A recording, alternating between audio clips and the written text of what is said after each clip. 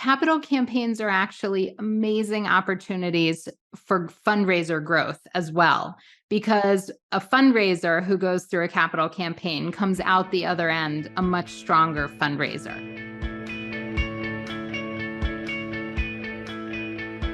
Welcome, everyone. I am so excited to be here today with Amy Eisenstein. Amy, welcome to What the Fundraising. Thank you so much for having me.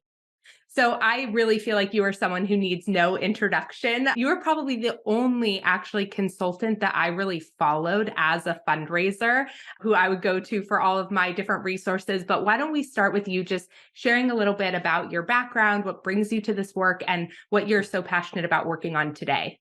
Oh, thanks.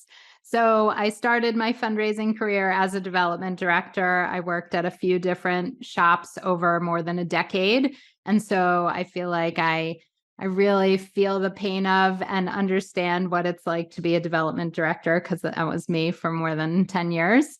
The second half of my career has been as a consultant, of course. So I also had the opportunity to work with so many organizations.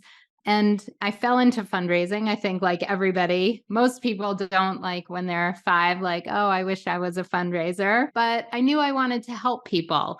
And that has taken shape in different forms over the course of my career. But I think fundraising is one of the main ways to really supercharge the engines of nonprofits. And I'm just so grateful to be here and happy that I can help in whatever way that I can.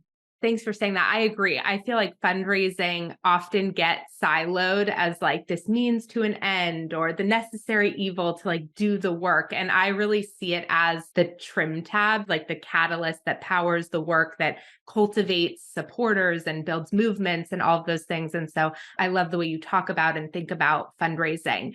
And I know when I first started really learning about your work, it was in the major gifts arena and the relationship building space. And now you're doing a lot of work on capital campaigns and helping people run capital campaigns through your program. And so let's just start with the basics, because I think there's a lot of misunderstanding about what a capital campaign is and when an organization would use it. So could we start there? Yeah, absolutely. So capital can be used in all different ways, but a lot of people think it's just a building. It's not necessarily just a building, but many capital campaigns do incorporate some component of building or refurbishing or whatever it is, equipment, infrastructure, but it's really about capacity building for an organization. So I like to think about capital campaigns as every once in a while fundraising efforts that are well beyond your normal annual operating fundraising. So every 10 years or every 20 years, you need to really supercharge and boost your organization to get it to the next level of program or service. You need a capital campaign. Sometimes it involves a building, sometimes it doesn't, but often it's either started with a strategic planning process. The organization is ready to get to the next level of program or service, or it is often triggered by an organization outgrowing its space. Honestly, there's a waiting list or not enough room in the facility, or the facility is falling apart, and that often triggers a campaign as well. But it really is a multi-year fundraising effort that's once in a while. I think that's probably the best explanation. And when you think about the percentage of the revenue raised that is operating versus programs, you were saying operation, like capacity building before. So is it typical that a capital campaign is mostly operational fundraising? I don't think I think about it in that way. I think of annual fund as program service operations. That's what you need every year to run your programs and services. So your annual fund is everything that you need to run the day-to-day of your organization. It can be operating, it can be program. A capital campaign focuses on long-term growth. So I guess a rudimentary explanation is that when you think of a house, right, or an analogy is a house. So your operating and your annual fund are grocery bills and electric bills and garbage bills and water bills, heating, things that you pay every month over and over and over. A capital campaign would be a new roof. It lasts for 20 years, the hot water heater that lasts for 20 years. It's not a perfect analogy because there's lots of a capital campaign can be used for any capacity building. So maybe a marketing or rebranding campaign would fall into capacity building. Launching a new program, the first 3 years of program or service to get a program off the ground might be capacity building, and it would be programmed, but only for a short time to get it up and running. So it's a ramp up, enhancing your fundraising and your infrastructure, your technology, building, of course, endowment. Everybody wants more endowment, but scholarship funds and other things like that. So long-term projects are really what capital campaigns are all about. All right, that's really helpful. And I think helps folks see the diversity of things you could be raising money for in a capital campaign. So I'm sure one of the questions that folks are wondering is, are we big enough? Are we ready for a capital campaign? And usually when we see people talking about capital campaigns, we are looking at campaigns that are in the multi-millions of dollars. And so I'm curious, like, how do you think about those benchmarks, both like what's the smallest capital campaign you've ever seen run? And then how does an organization know if they're ready to take on something like that? There's probably not a perfect definition. To me, it's an X factor of what you normally raise. And it's for a specific project or program or purpose that's going to catapult the organization to the next level of program or service. So generally, it is multi-million dollar. Some of our smallest clients are raising a $2 million capital campaign raise, and our biggest are raising more than $100 million. But it's over and above your normal fundraising and your normal annual fund.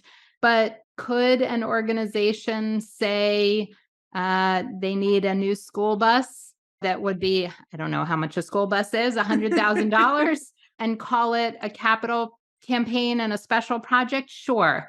Might it be a major gift campaign? I think it's semantics, honestly. But usually a capital campaign should be as much as you can raise over multiple years, usually 3 years, 4 years.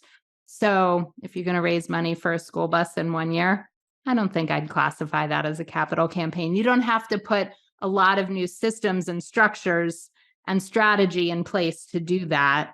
I'm curious, like, I do feel like there's a little bit more comfort maybe with fundraisers when they're asking donors to increase. So I have seen organizations call things capital campaigns that are those single year that I think actually hearing you say this, I'm like, yeah, it was a major gift campaign. There were no new systems and structures. It went to infrastructure and it was a long-term investment that was being made as a result of those funds. But in terms of how the fundraising strategy ran, it was not actually a capital campaign. But I think for the organization, they felt so much more comfortable going to their major donors, asking them to increase their giving for this branded capital campaign than they would have. So I'm curious what you think about that. Yeah, I think if it's for one item, let's use the school bus example, and they can do it in 1 year, which presumably they did, Yeah. I would call it a special project, a major gift effort. I wouldn't call it a capital campaign. A capital campaign is really a multi-year effort. It's a multiplier of what you raise, and it raises the whole organization. And so the whole organization needs to get to the next level of program and service. They have to raise capacity of across the board. Like I said, whether it's 2 times what they raise annually or 10 times or 20 times, it's got to be a multiplier. And if you can raise it in a 1 year project, then it's probably just a special major gifts effort. And you can say, we're doing this special fundraising effort. We need a school bus. We're asking you for your annual fund gift plus extra to get this special school bus. And that's great. That's a major gift campaign. It's not a capital campaign.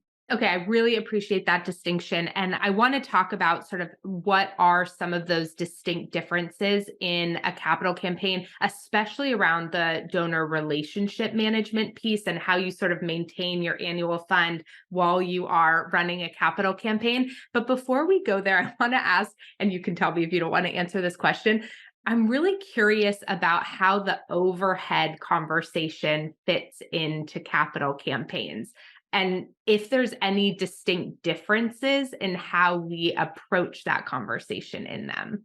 I think that good fundraisers acknowledge that there is overhead and administrative costs to doing business and to doing fundraising and to running a nonprofit. This idea that 100% of fundraising goes to program and service and doesn't pay the light bills is something that's perpetuated by the media and so bad for nonprofits. So I want every good fundraiser to be talking to every donor about the fact that it does cost 10, 20, sometimes even 30% of contributions or the budget of the organization to pay for administrative support and systems and infrastructure. And none of the programs and services could happen without that.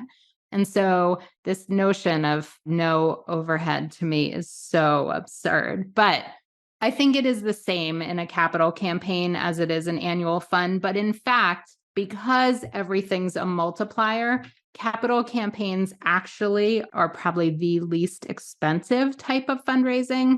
On average, we say that it costs 10 cents to raise $1.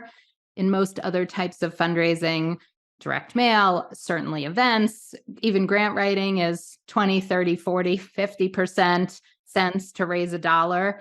And so because of the economies of scales that come with capital campaigns, it is actually the most affordable, if that's the word, type of fundraising. And so you can talk about that with donors. In fact, we're only spending 10 cents to raise every dollar for most capital campaigns. That's really interesting. And I agree with you, of course, about the overhead myth and how damaging that is to our sector. And there seems to be more and more data coming out looking at how organizations that have invested in operations and infrastructure actually do so much better over time. And so there is something to me about the capital campaign conversation that you have with donors just about investing in the organization and long-term growth that I believe, maybe without any empirical evidence, that it helps donors understand how nonprofits work a little bit better, as opposed to just like this sort of 100% myth model that is sometimes out there. Yes, absolutely. We're on the same page about that. So I love that about capital campaigns. I think they help educate donors in a lot of ways too.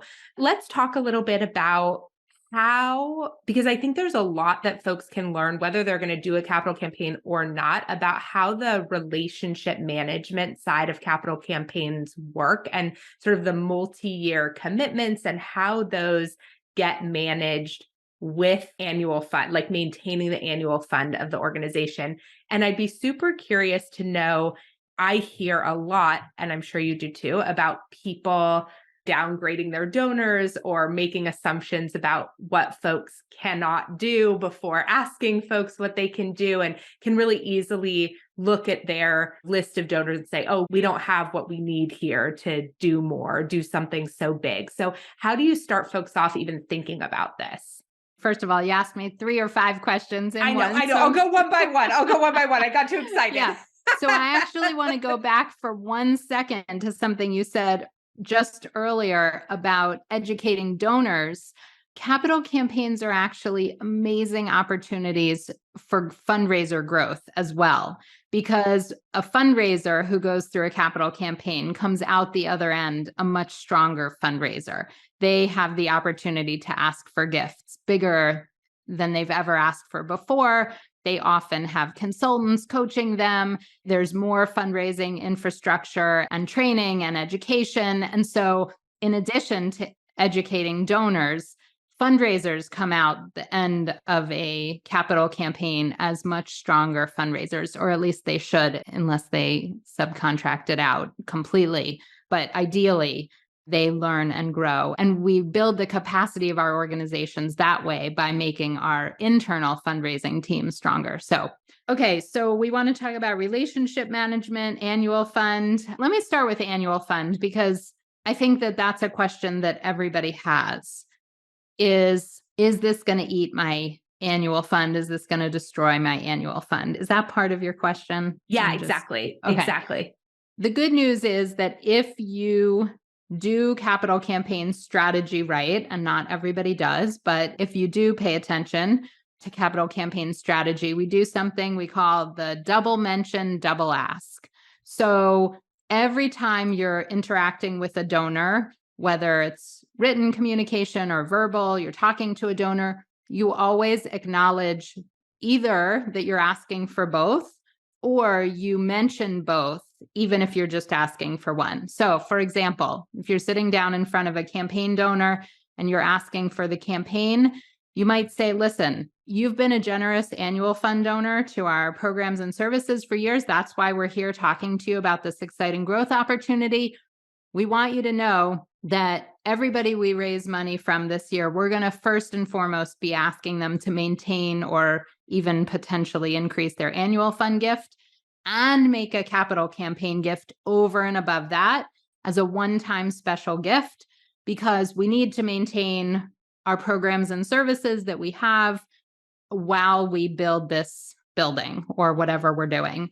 And we can't sacrifice our current programs and services, our existing programs and services. So we're really going to, let's say you've been giving $1,000 a year. We're going to ask you for $15,000 over the next 3 years. The first $1,000 each year will go to the annual fund. And so ultimately, even though you'll have given $15,000, $12,000 will go to the capital campaign and $3,000 will go to the annual, to continuing to support the annual fund. And that's our ask, right? But we educate donors, we explain it to them. Even in mailings, we say, hey, wonderful annual fund donor, we're doing this special one-time campaign. Can you give an extra gift this year? Or here's our letter for the annual fund. Stay tuned for more information about an exciting campaign coming up. So you always mention both. And there's different times and places and ways to mention it, depending on where you are in the campaign. Very early on, you talk about it differently than later, depending on what you're asking for. Sometimes you're asking for 2 gifts at once. Sometimes you're just mentioning the other campaigns so that they're aware of it and alert to it. And that's what we teach our clients to do. I really love the way you phrased wrapping it into that 3-year gift and sort of splitting that up. I think that helps make it clear in a way where it's a unified ask, but also clear that it's for this special campaign. So how do you find, like, are there some relationship management strategies that you would recommend for fundraisers? Like, how does their relationship management change during a capital campaign with that major donor who's been giving $1,000 a year and then all of a sudden committed to this $15,000 over 3 years? What becomes different about how that relationship is managed? I think there's a couple of things that are different. And I'm going to start early on in the campaign as an engagement tool to get some of those. And, $15,000 is a small gift in the scope of capital campaigns. So I should have been talking about $1 million gift. But certainly with leadership level gifts, 6 and 7 figure gifts and up, you're going to start engaging those donors very early on with a feasibility study and some pre-campaign planning conversations. And so those people will be involved and engaged if you play your cards right and really pay attention to capital campaign strategy so that you engage them and they're involved way before you ask them for a gift. I'm not quite sure if you're asking who does this, if it's the executive director or the development director. I'll finish one thought and then you can tell me if I didn't answer your question. But I think it's important to keep the donor engaged after they make the pledge, of course, because you want them to finish paying their pledge. So the real danger in a capital campaign or any multi-year pledge is that you ask for it and then sort of ignore them. And so you do want a communications plan, a cultivation plan, a stewardship plan in place so that at least on an annual basis, but hopefully more frequently, quarterly or semi-annually, you are checking in with that donor, giving them an update, letting them know how it's going. You're not just sending pledge reminders and treating them like you're a collection agency. So there needs to be a lot of cultivation, stewardship, ongoing communication. and that is built into your campaign plan. Yeah, I guess the question about who's doing it was more like, is there any difference? Like, would you, for example, have an executive director have more touch points with a donor during that capital campaign period than you would? Maybe it was the development director who always managed that relationship for annual fundraising, but do some of those strategies change? Yeah. I mean, I think that capital campaigns are bigger versions of really effective major gift programs. So I would say that it changes a lot because most organizations don't have really good, effective major gift programs before they go into campaigns. It's great when they do. But I think this is often new for a lot of the staff, including the executive director. And so the executive director really would be responsible for the relationships with the highest donors, the biggest donors, and the development director would be behind the scenes, feeding them information and reminding them about touch points and other things. But a campaign is really an opportunity to staff up your development office. So whether you're adding administrative support, that's actually one of the most frequent things that I see at small and mid-sized campaign is that they need more administrative support. Everybody sort of thinks they need a major gift officer, but nobody's going to come in and magically develop relationships. It's much more important to take other things off the executive director's plate and the development director's plate if they've been there a while.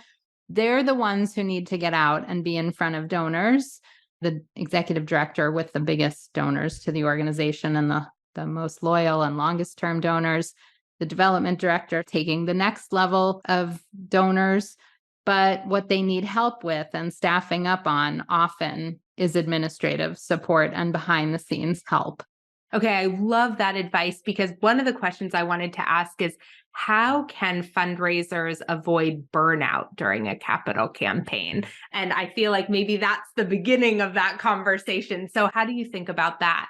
I think that's right. I think acknowledging that a development director who's been raising 200,000 a year or $1 million a year, it doesn't matter, can't then go on to raise a multiplier of that and keep the annual fund running with no additional staff and support.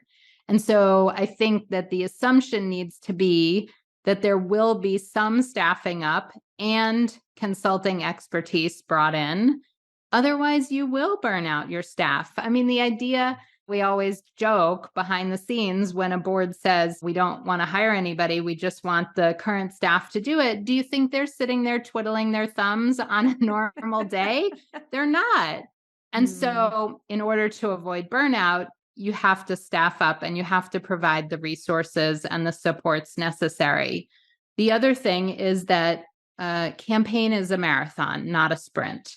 And so board members always want to know, how fast can we do this? No, I want to know how much money you can raise, how well you can execute over a period of time. Usually, like I said, about 3 years. The intensive fundraising phase is probably 18 to 24 months because there's some pre-planning, there's some follow-up and stewardship that happens at the other end. Sometimes it stretches to 4 years. I would say being unrealistic, not using data, not bringing in expertise, dragging things out, that's what burns out staff. Does it happen frequently that staff leave in the middle of capital campaigns, like when those types of scenarios happen? There's some turnover. We try and encourage our clients to figure out how to make it work. It's better when there's continuity, of course. I'm not seeing a ton of turnover mid-campaign. Usually it's at the beginning, right? Like in the pre-planning, even if people think it's not being handled well or there's frustrations running high. But we've seen a little bit of turnover, but for the most part, I would say that staff is sticking it out. But maybe the organizations that we're working with are willing to invest in expertise. So I don't know if it's across the board like that. Yeah, right. They're already giving their fundraisers the support of working with all of you. But I think those things you listed around this is what burns fundraisers out. My guess is the organizations that are not bringing in outside expertise, not staffing up, all of those things, that they risk probably the most dangerous thing in the middle of a capital campaign, other than not following up with donors who have given, which is their development staff leaving. So I think recognizing those things is super important. So I just sent out an email last week surveying my list for just trying to get a pulse of like where people are at right now in terms of their fundraising, where they're feeling overwhelmed, what they feel like they need. One of the questions I asked in the survey was, how many more donor meetings would you like to have every week? And it was like 1, 2, 3, 4, 5, none. I have too many meetings on my schedule. The third most popular choice was none. It was like the most popular choice was 1, the second most popular choice was 2, and the third most popular choice was none. I have no time for more donor meetings. And these are organizations who all want to raise more money. And it really freaked me out, honestly, around how little space we have to receive and call in and raise that amount of money. And I think about, if fundraisers are afraid of getting more meetings on their schedule, what are all the fundraising behaviors they're not doing that might lead to that? And so I'm just curious about your reflections on that. I think that is indicative of the sad state of affairs that our sector is in. Every good development director should have said they want more meetings, not fewer, right? So, I mean, the good news is that most people want at least one more. I mean, I'm curious how many they have currently, but truthfully, I'm guessing that it's 1 or 2 or not that many. So, on the one hand, if they're having one and they want one more, that's double. Okay, that's a good start. If they have a few, I want everybody to have significantly more meetings. To me, I would like to have one donor meeting every day. So I think 5 is a good goal. So when they say they want 1 or 2 more, I do wonder how many they're having. That's an important question to ask. None freaks me out. I can't believe that anybody is at capacity, but they're overworked and underfunded and understaffed and under-resourced. And that's why they're saying that, because they're responsible for too much of the administrative things. My guess is that development directors are being pulled into, at a minimum, marketing, at a maximum program. And so it is very problematic. But if we do want people to raise more money, you're right. That's probably the number one thing they need, is more donor conversations. And if there's any silver lining to COVID, it's this. It's video chat. And so I would say to a fundraiser, you can have 3 or 4 meetings a day on Zoom with donors. Great. When we can be in person, wonderful. Be in person. But don't let that stop you. Now we've got this amazing tool that everybody knows how to use and everybody gets, and it's efficient and it's effective. When you can sit down in someone's living room, wonderful, do it. But to me, if I can have 3 meetings a day instead of 1 driving around, great. Yeah, I know. I should have asked. I think I was so stunned by the answer. Then I regretted not asking that other question about how many meetings they had, but I just was not expecting that. And yeah, I think you're right. Like, I understand why they wrote that. Like, the level of overwhelm they feel makes them feel like they have no space left. And so I think your recommendation around staffing up on an administrative level, like, I just want people to hear that as some overarching advice in fundraising, because I think you're right that we go right to, like, we need a new development officer, or we need an event coordinator, and maybe event coordinator takes off other administrative tasks, but like, we go straight to like we need a major gifts officer, instead of looking at like our very skilled staff member who has 25% of their time to actually meet with donors, and what we could do to open up space for them. Let's promote them. Let's make them what development director or VP for advancement, or like just give them a promotion and hire underneath if they're doing a great job, if they know your programs and services, if they're passionate, if they're committed. No outside magical major gift officer is going to come in and do better than that. If you have somebody who already knows your community, knows your donors, is hardworking, is passionate, let's give them a raise and hire somebody to support them. Yeah. Okay. The question I was going to ask you before is, so we talked a little bit about how you manage the annual fund with your capital campaign, but how do folks manage running other smaller campaigns in the midst of a capital campaign, or should they? And how do they make sure that if they do, that they aren't getting messaging confusing? And it seems very muddled to me. Yeah, I would say without any more context, they shouldn't. Like it's annual fund and capital campaign. There shouldn't be any sort of straggly things, I don't think. And then the one thing that we haven't talked about is a comprehensive campaign that some organizations do. And that's where you're counting every dollar into the organization and you're not separating annual fund from capital campaign. There are reasons to do it and reasons not to do it. For the most part, colleges and universities do comprehensive campaigns and they count every dollar in the door over a certain period of time. And that's how they get to their billion-dollar goals. Most smaller community-based organizations, probably it's cleaner to separate out. This is capital and this is annual. And then the messaging's clearer.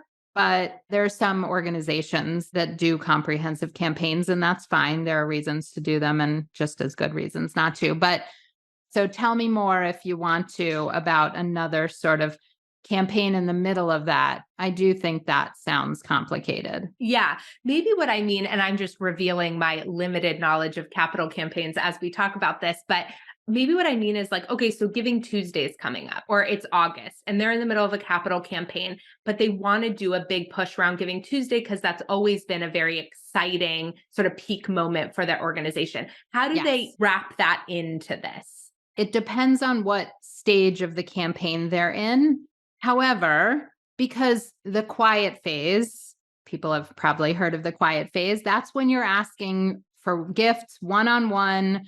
You're not doing anything online, direct mail, there's no email, there's no social media. So Giving Tuesday wouldn't get in the way of your campaign. That's part of your annual fund. You've done it in years past. You should absolutely do that. That's part of your annual fund messaging. Even if it's for a special project or program, it's still part of your annual fund and you do it every year. So I don't see any issue with that.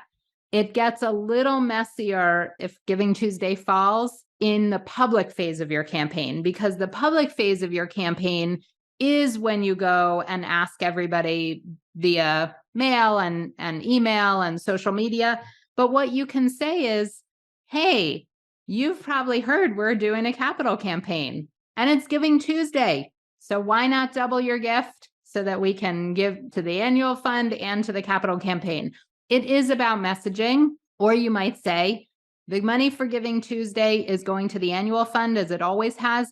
And you're going to get a mailing from us in a couple of weeks to ask for your capital campaign gift. So the double mention, right? We want to make sure that we're always talking about it. And that is where the messaging is really critically important so that donors don't get confused. So in every solicitation, you say, hey, this time we're asking you for XYZ, but stay tuned and be aware we're going to come. Now, are you risking that they won't give one time or another? Sure, it's a possibility.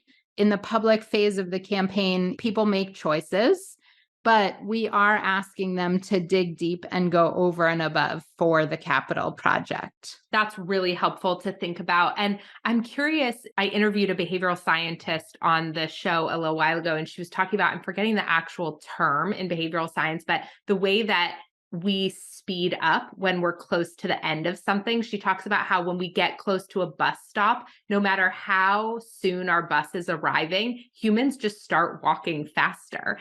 And it's been studied in all of these different ways where just when we can sort of see that end, we start to move quicker. And then, we know all the science around motivation and how that dips in the middle of things. And my first part of this question is, how do you help folks stay motivated in the middle of this 3-year period where they can't see the end for a very long time? Yeah, definitely challenging. There's a lot of tips and tricks. Maybe that's not the best word. It's not a trick, but strategies that we implement. And one of them is announcing a challenge match, right? Mm. So, for example, we would say, okay, right now we're trying to get the $25,000 donors. So we've got this one donor who, for the next 10, $25,000 donors that come in, will match it. And it's not something that you need to publicize because you're just talking one-on-one to people. And this may surprise people actually, but it's interesting that you started with that speeding up at the end. The public phase of your campaign is actually the shortest phase, one of the shortest phases. I think it comes as a surprise to people. You're raising the last 15 or 20%, or maybe 25% of your campaign dollars, but it's only 3 months or maybe 6 at the most. But it's this burst of fundraising energy and activity. It's a flurry of mailings and phone calls and email and social media, but it's not the long part of your campaign. The long, sloggy part of your campaign is the quiet phase. And there's a lot of strategy that goes into that. And I think celebrating the wins for sure is critically important because it is long and potentially frustrating in the middle when some gifts that you hope would come through either faster or at all don't come in as fast as you hoped, or maybe you don't get them. And so I think it is important to think about, how are we keeping our staff spirits up and the volunteers' spirits up? And what are we reporting on? And is there an exciting gift that we can share and create momentum and excitement? Sometimes one of the big gifts at the beginning of the campaign, we sort of hold off on the announcement for those slow periods. And so we can say, oh my gosh, we got this huge gift and we're announcing it. Might have happened 6 months ago, but we sort of wait to announce it for the right time when people need that burst of energy. But a matching gift campaign or effort, I hate to use the word campaign because it's not widespread, but there are different strategies during different periods of the campaign. But the public phase is shorter than most people think because that cannot drag on. That will feel like a drag. I love that. And I think that answers another question that I had sort of been holding, which was around donor fatigue and repetition and things like that. And so that really clarifies for folks that in those personalized communications, yeah, you are going to be repetitive because you're talking about the same campaign, but those are really like personal relationships. And then that public piece is that short burst, a ton of excitement, and they're close to the end. So everybody is walking fast and really excited to get there. Okay, I could ask you 1,000 more questions about this. I've learned so much during this conversation. Is there anything that I haven't asked you that I should have asked you? I think one of the most frequent questions that we get at Capital Campaign Pro is, how does an organization know if they're ready for a campaign and how do they get ready? So we do have some readiness assessments site for free if people want to. It's a short checklist of questions, but I think it's critically important to get the board on board. There needs to be a specific project or program or something that you're fundraising for. It's not just about, I guess, another frequent question that we got that we haven't touched on. A lot of people will call us and say, it's our 50th anniversary, so we want to raise $50 million. And what I would say to those folks is, an anniversary is wonderful. It's a time to celebrate and it's a time to acknowledge what you've done. But anniversaries look back and campaigns look forward. And $50 million for your 50th anniversary, it's not tied to what you will do in the future. So your campaign goal needs to reflect the outcomes and the objectives of the campaign. So what does $50 million get you? So it can't be an arbitrary goal. It has to be tied to the campaign objectives. There is a lot of thought and process that needs to go into a campaign. So I would just say, use the tools that are available to you.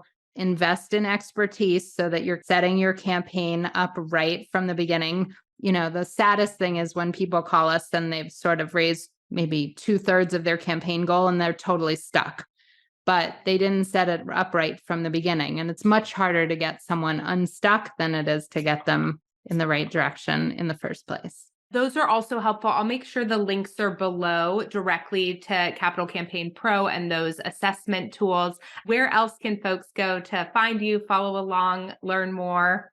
Oh, thanks. For all of our free resources and support system is at capitalcampaignpro.com. I think that's the first place I would send people. We also do a podcast called All About Capital Campaigns, and you can find it on any podcasting app. So I'd love to have your listeners follow along. Yes, absolutely. We'll have the links for everything below. And thank you so much for this conversation today. Thanks for having me.